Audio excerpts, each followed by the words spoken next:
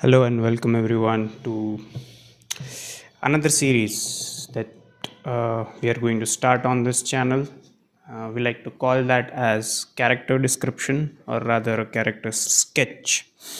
Okay, first historical figure that we are going to focus upon is somebody who has been vilified, uh, vilified beyond limit, all right, in our historical and political discourse. That particular individual is Savarkar.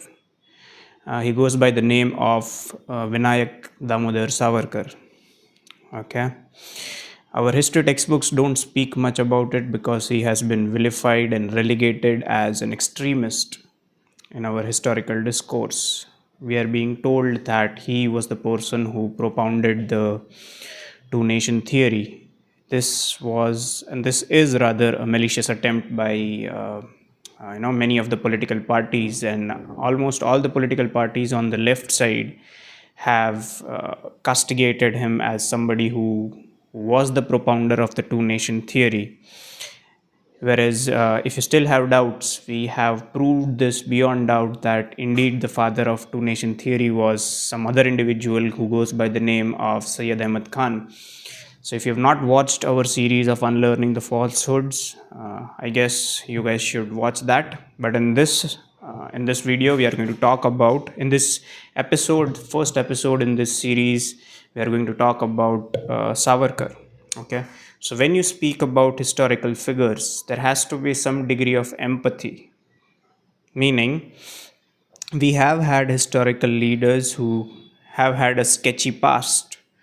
They might have done things in their personal and even in professional life that, if viewed in a hindsight, might prove to be detrimental to national interests.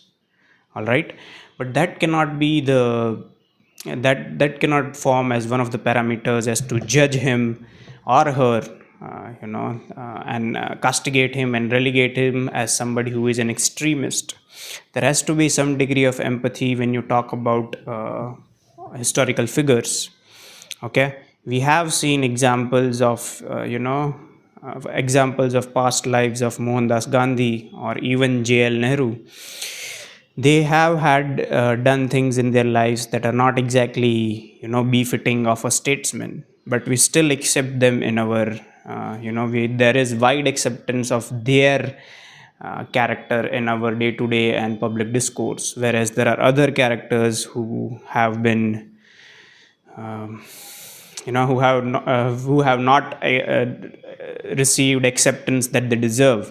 And the reason and the justification cited for such non-acceptance is because they have done things in their personal life that does not really fit, that does not really fit according to the leftist. It does not fit the characteristics of a statesman. But through this series, we are going to bring some literary evidence in front of you. But keep in mind, whenever you are studying an historical figure, there are a few speculations that you have to frame just to get a context. Okay, so we are going to start with understanding what was the landscape of Bharat, what was the social political situation of Bharat when Vinayak Savarkar was born. Okay, so for that you need to understand his ancestry. What was his lineage? He belonged to this clan of Chitpavan Brahmins. Okay, they were the priests who belonged to this lineage. Historically, Chitpavan Brahmins, they are said to be very adaptive. All right, they are said to be very sharp, be it knowledge, be it the martial spirit, be it anything. They were the ones who were extremely adaptable. They have also been given this epithet of Konkan. Konkan something I forget right now, but they were the ones. They were the natural inhabitants and natives of the Konkan coast as we see it today. Okay, and those were even the ones who were the trusted prime ministers of the Peshwas. So when after the painful demise of Shivaji Bhonsle, It was the Peshwas who took over the reins of the Maratha Empire and expanded it further northwards up until the limits of Delhi. Okay, so there is this considerable debate amongst the historians that whom did the British succeed when they were able to establish their dominion over Bharat? Was it the Mughals or was it the Marathas? I would argue that the British, they succeeded the Marathas and not the Mughals. Okay, but that is a topic for debate for some other video. For this video, we are going to focus on that. So yes, this was the background. Vinayak Savarkar, he belonged to this clan of Chitpavan Brahmans, and so yes, there were some tendencies that he had received as a virtue from his forefathers, what they did. Okay, so Savarkars, the Peshwas, they had made a lot of grants to Savarkars, in the form of jagirs, in the form of lands, in the form of temples. Okay, because indeed they were, pretty much, I would say, for the lack of a better word, a pretty much useful resource to the empire of the Peshwas. Okay, they were able administrators, they were fierce warriors, they were, erudite diplomats, and whatnot. Okay, so they were indeed a versatile resource to the Peshwa empire, and the Peshwas, they granted a lot of jagirs to the Savarkars. Okay, the earliest recorded, literary evidence that we have about Savarkar goes by the name of Parshuram Pant Savarkar. Okay, he was a diplomat that participated in the negotiations between the Peshwas and the British after the Anglo-Maratha Wars. All right, so he has a long lineage, I would say. Yes. So when exactly was Savarkar born? Savarkar was born on 28th May 1883, 2 years before the establishment of the National Congress, and right about the time when Sayyid Ahmad Khan, who was giving speeches about Muslims and the non-converted natives being two separate nations. We have covered this sufficiently in our series of Unlearning the Falsehood. So if you have not watched that, do watch that. You can find it on our channel as one of the playlists. But yes, he was born in 1883.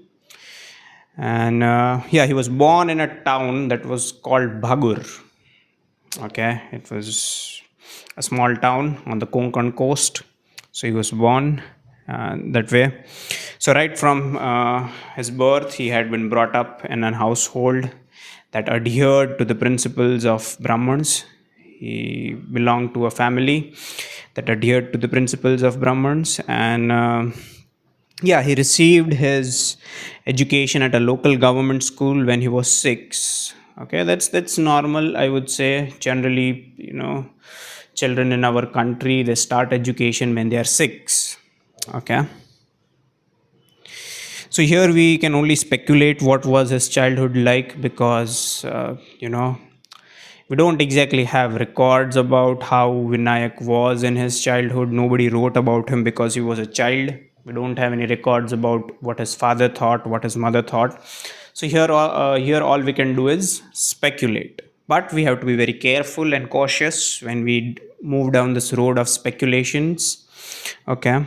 So it is said that in his house, there was regular and intense reading of scriptures of Ramayana and Mahabharata. As is to this very day, you will find, and I'm not just saying that only the people belonging to the Varna of the Brahmins do this. There are people out there whose families belong to different Varnas, and to this very day, they have kept alive this tradition of referring to the scriptures of Ramayana and Mahabharata.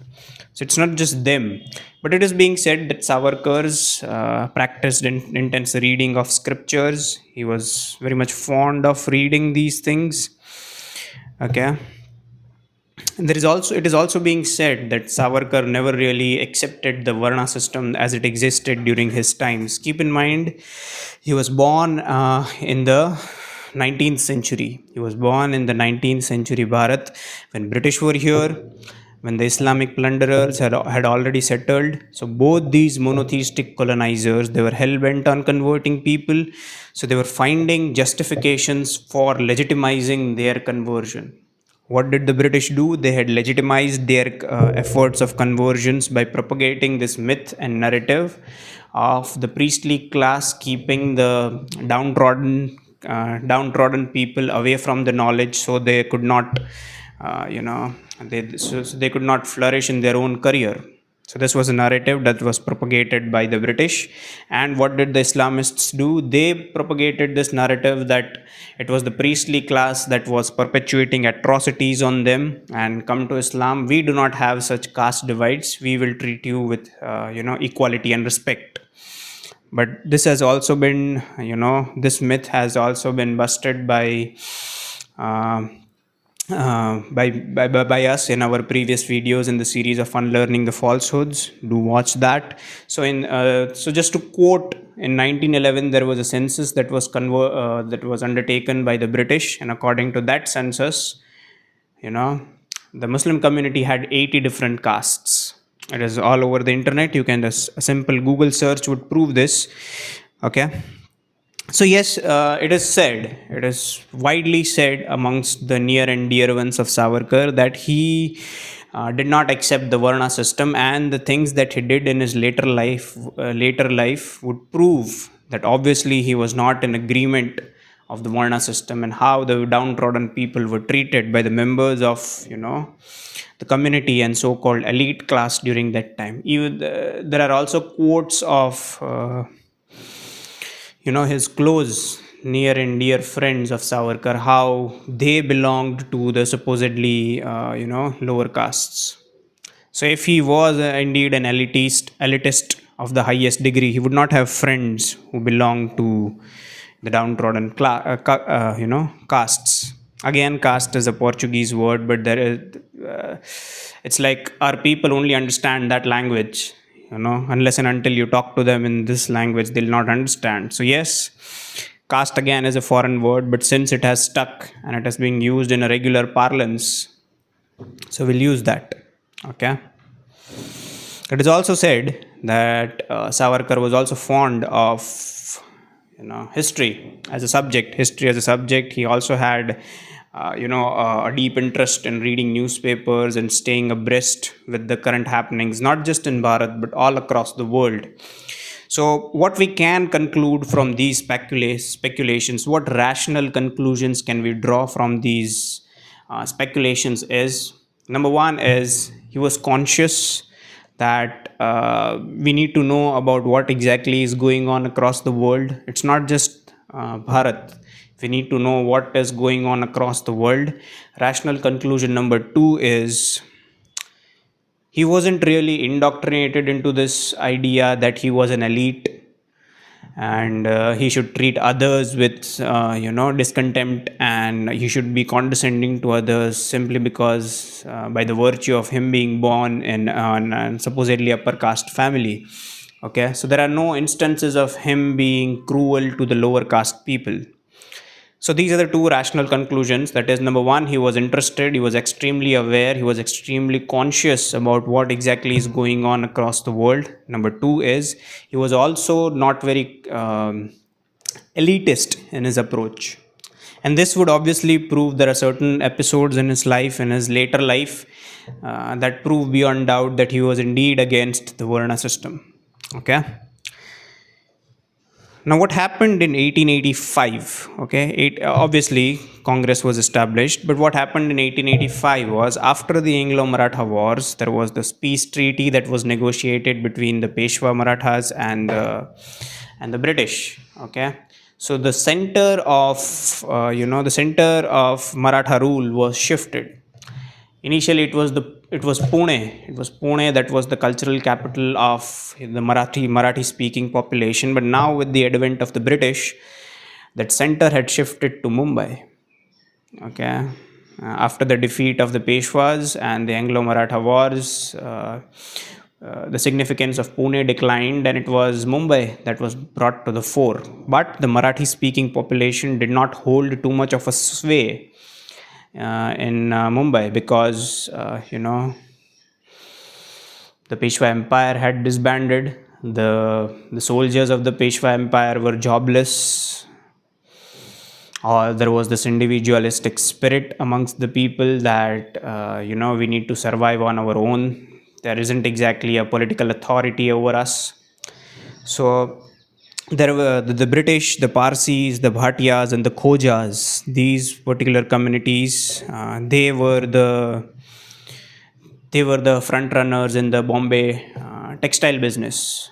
Okay, so initially they were the ones who were the capitalists of that society, and they were the ones who set the foundation. Okay, so in a way, the Maratha influence over the politics of the Western Bharat, it was declining, and there was this new politics that came up, shaped on the European principles, and then the British. British largely dominated that because Bombay, in a way, was a port. So they also had some commercial interests in Bombay as well. So this is again if you see the legendary politician Balkeshav Thackeray. Okay, this was the point of contention, that the Maratha influence over the politics of Maharashtra should not go down. Okay, this was what he was fighting for. So this is the beginning of the waning and the decrease of Maratha influence over Maharashtra politics. All right. So from 1885 onwards, Pune, the influence of Pune over the declined over the Maratha politics, and it was Mumbai that was brought to the front. And in Mumbai, there were certain other communities and the British who held dominance. Right. So what people and the patriots from Pune did was they established some of the societies. One of them was Deccan Education Society, that was established in 1884. That was later identified as Ferguson College. To this day, there is a Ferguson College in Pune as well. So yes, in 1884, this was some sort of a pushback by the native Marathas of Pune. They could not see the waning of the influence of Pune as the cultural capital in Maratha politics. Right.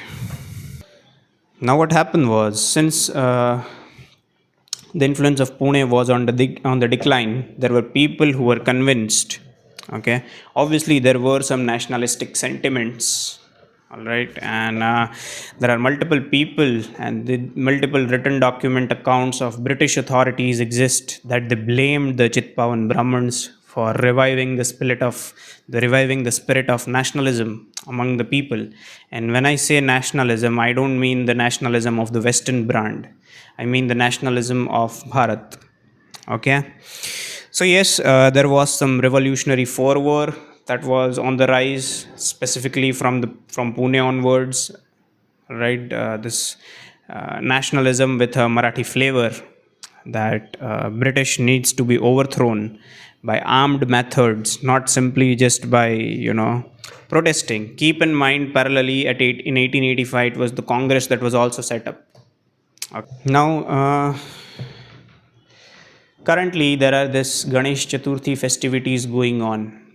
Even it was Shivaji Bhonsle, many of the Maratha leaders who have advocated that something that the commoners can do to revive this civilization is to celebrate the festivals with vigor and gusto. Okay. Now this is what enraged the converted Muslim natives. All right, from 1800 onwards, there's these communal clashes during the festivals, during the pagan festivals of Bharat, isn't a new thing. It's not like from 1947 onwards, when the right-wing parties, from 1930 onwards, when the right-wing parties were established. It is only after that communal politics started. Such communal clashes have been going on since 1800s, since 19th century. I would say even 18th century and at the latter part of the 18th century. So this is what played a very deep impact on Savarkar's psyche. He realized that the native communities were not very united, and it was very easy to subjugate them. There is also a particular instance that we will cover in the later part of this video. But yes, this is something that really influenced the psyche of Savarkar because he was born in that era. Okay. When he was born in 1883, and even prior to 1883, post 1883, there were communal clashes going on. Whenever there would be a pagan festival, there would be some or the other notorious and malicious elements from the other side that would try and stop that. Okay, so this is something that shaped his psyche, shaped his political consciousness about uh, how exactly the non-converted natives, the pagan natives, have to unite to ensure their own safety. Okay, now I would say he was very much inspired by the ideals of Gangadhar Tilak, Bal Gangadhar Tilak. He is another national icon. We will also do a character sketch on Bal Gangadhar Tilak as well, but it's just that we have started with Savarkar. Savarkar was hugely inspired by the works and by the actions of Bal Gangadhar Tilak. He himself is a giant national icon, and definitely we are going to do a character sketch on him as well. But yes, he was inspired. What Bal Gangadhar Tilak did was he advocated celebrations of festival such as Ganesh Chaturthi, and he revived the festival of Shivaji Jayanti. Okay, Shivaji, like I said, Shivaji Bhonsle, he is the greatest icon, greatest national hero that our civilization could have wished for. If not for him, the pagans would not have survived. Okay, but yes, we'll also do a character sketch on him as well. But right now, we are going to focus on Savarkar, somebody who has been vilified beyond the limits. Simply the fact that if you talk about him on social media, you'll get a one-way ticket to the cancel station on social media. Okay, so you run that risk when you speak something about Savarkar. So yes, he was inspired. He was inspired by the works of Bal Gangadhar Tilak and his drive to revive these festivals was something that motivated Savarkar to do the same. He has also done the same in his hometown wherever he lived. The Bhagur, that place where he was born, he started this tradition of Shivaji Jayanti festivities, and to this very day, these things have continued. Okay. Next up is we are going to sidetrack a little bit to get some of the contextual background about what exactly inspired Savarkar and how he turned out to be like what he turned out to be. Okay. So during 1896 and 97, there was a plague pandemic in Maharashtra. Okay, 1896 and 1997, right at the beginning of the 20th century. At the ending of the 19th century and at the beginning of the 20th century, there was a plague epidemic in Maharashtra. Okay, and the plague commissioners, there were some plague commissioners whose name was Walter Rand. Okay, his name was Walter Rand. He was a special plague commissioner, and there was a surgeon, some other people, some other British authorities as well. So they had to pass this Epidemic Diseases Act of 1897. So there was an epidemic in 96-97. The British, they passed an Epidemic Diseases Act in 1897. And so what they did was they would go from town to town. They would go from houses to houses. They will ruthlessly search that houses. They would mistreat the women. They would disgracefully behave in a certain manner that was not befitting for any human being. But it is being sold to us that the Christian morality is the supreme. But this is how the Christian colonizers behaved. They enacted a law in 1897. They would go from home to home. They will mistreat women. They will mistreat men. They will destroy their houses. They'll burn the entire houses just on the mere suspicion of the inhabitants of those houses having plague. Okay, funerals, burning of bodies was made illegal, and each and every death had to be registered. Okay, now to a certain degree, I can understand why the British did what they did. They wanted to check the spread of plague. Okay, but why exactly were they hell bent on checking the spread of plague? Have you wondered this? If at all, because they weren't exactly forming a larger or a majority in the population of Maharashtra in 1897. So they did not stand the risk of large number of deaths of the British nationals. Then why exactly were they so harsh in controlling this pandemic. Okay, they were motivated by their commercial interests. Okay, their commercial interests were taking a hit due to the plague. Okay, the farmers were not working, the crops were not coming up, hence they were not paying revenues. There were laborers who were not showing up to work in the mills, and so that commercial interests were taking hit. So in order to, you know, recover from this hard hit that their commercial interests had taken, they were having this harsh treatment towards the natives. Okay. Now, what it did was, so there were two people, Walter Rand, who was a plague commissioner, and another one was his lieutenant named Charles Ihurst. Now, these were the two people. Okay. These two people, they were assassinated. They were assassinated by two individuals, and the names of those individuals were Damodar Hari Chapekar and Balkrishna Hari Chapekar. Now, you need to really appeal to your own reason. I am not saying to trust any of the textbooks, any of the sources that you find on social media. Use your own faculties of reason to think. Okay? Why would somebody consider why would somebody consider this option of killing someone?